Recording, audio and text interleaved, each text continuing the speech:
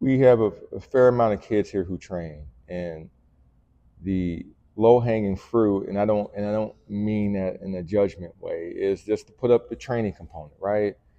Like you're trying to grow your business, so you're trying to show drills and exercises and activities of what they should do and trying to get people to come in. But for me, I try to dig a little bit deeper, because like, what is going to prevent a kid from being able to train properly?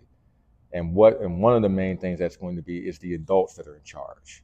And if the adults that are in charge don't have their emotions and their feelings in check, and they bring some of that to the practice field, the practice facility, then the kids can't succeed.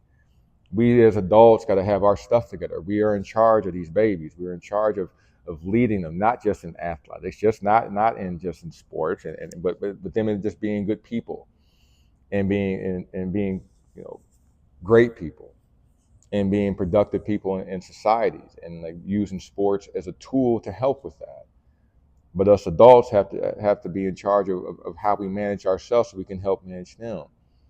Since becoming a father, and you're being around, not me, being around kids a lot more, and understanding like, oh, okay, like very seldomly, if at all, is there bad kids, bad behavior. It's like, well, where was the adult that was there to help them manage this? Where's the person in charge? Where's their safety? Where's their home? Where's their comfort?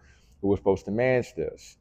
Because now this kid is out here in the wild and thinking that this behavior is tolerated, and that this behavior is okay. No one grabbed him, no one cared enough, no one loved him enough to be like, hey, you can't do this.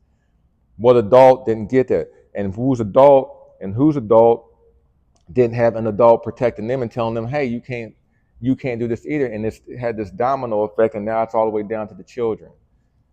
So before we get to athletics and speed ladders and jumping rope and lifting weights and cones, it's when they come in here, we have a responsibility as adults. Like, we got to have our stuff in check. How we talk to them, what's the language we use, when to be tough, when to pull, okay, when to push, when to let go, when to counsel, when to console, and all these other things. And if we don't have our stuff in check, we can't help them.